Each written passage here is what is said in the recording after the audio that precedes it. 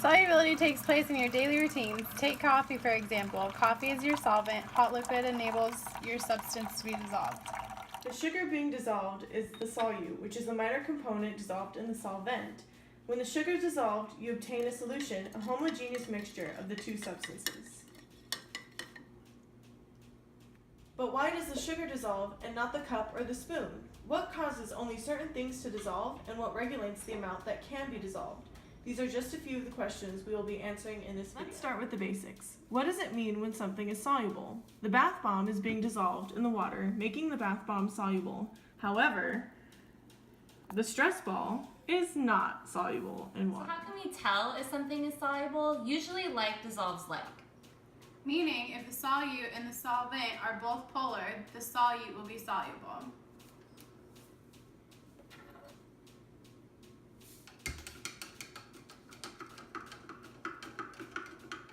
If we mix water, which is polar, and oil, which is nonpolar, you can clearly see two separate liquids.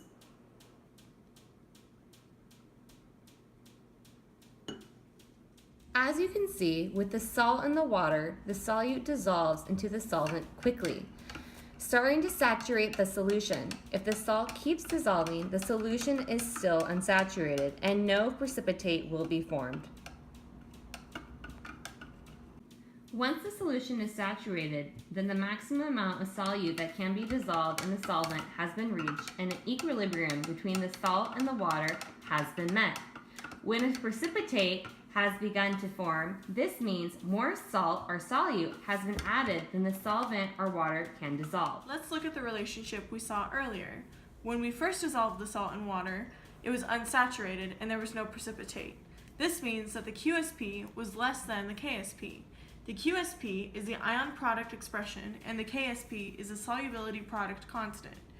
When we reached equilibrium and there was still no precipitate, QSP equaled KSP. When we oversaturated the solution and there was more salt added than the water could dissolve, there was a precipitate, and at this point QSP was greater than KSP. Let's talk about a new substance. Every time you go to the beach, you are walking on calcium carbonate, the building blocks of seashells. Many organisms use calcium carbonate in the construction of their shells. It's vital for their survival that the shells are durable and don't dissolve quickly. However, many factors affect their solubility in addition to calcium carbonate's KSP. At room temperature, the KSP of calcium carbonate is 3.7 times 10 to the negative 9. We can use this KSP to calculate the QSP and figure out if the solution is saturated or not. In this situation, we have a molarity of calcium carbonate that is 0.52. We use an ice table to find the change, and we plug in our numbers. We plug in 3.7 times 10 to the negative 9 equals S squared divided by 0.52 minus S. Here, the change in S can be ignored because we have such a small KSP.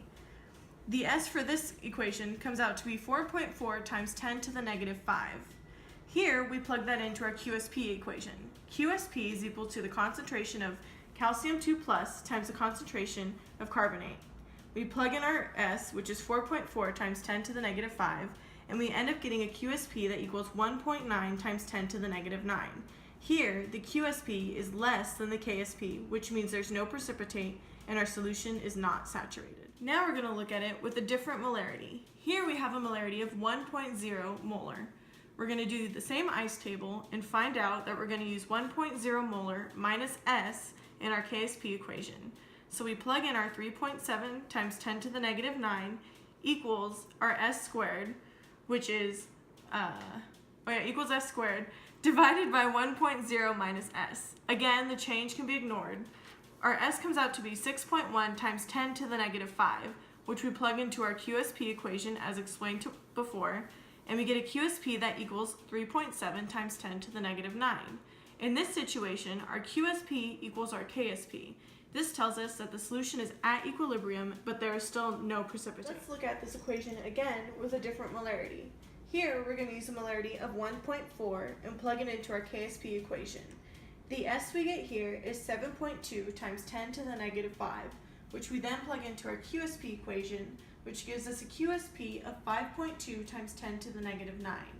Here, our QSP is greater than our KSP, which means our solution is saturated and there will be a precipitation. Normally, solubility increases as temperature increases. However, for calcium carbonate, it is the opposite. The higher the temperature, the lower the solubility. Calcium carbonate solubility increases as the solvent becomes more acidic. Regarding seashells, one factor that affects solubility is carbon dioxide. As the carbon dioxide rises in the atmosphere, the more carbon dioxide is absorbed by the ocean.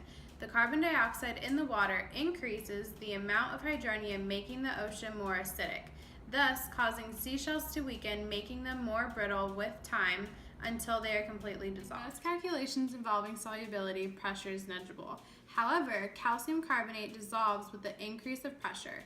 This means that as seashells fall to the ocean floor, they begin to dissolve with the increase of pressure, according to this chart. In addition, the water's temperature decreases as the shell falls to the ocean floor, also increasing the shell's solubility. In this demonstration, we're going to use two household objects, water and white distilled vinegar. Water has a pH of 7, while your white distilled vinegar has a pH of 2.4. When the seashell is placed in water, it has a slower solubility, so it won't dissolve as quickly. However, the vinegar is more acidic, so when the seashell is placed in vinegar, it has a higher solubility and it will dissolve faster. As you can see, there's a reaction happening with the seashell and the vinegar as opposed to the seashell and the water. The vinegar is more acidic, which makes the calcium carbonate more soluble in the vinegar, which is why you see the bubbles. As you can see, solubility is an imperative factor that affects us globally. Not only is it present in your home where you make your coffee in the morning, but it affects our ecosystems as well, which is why it needs to be taken seriously to prevent future harm to our planet.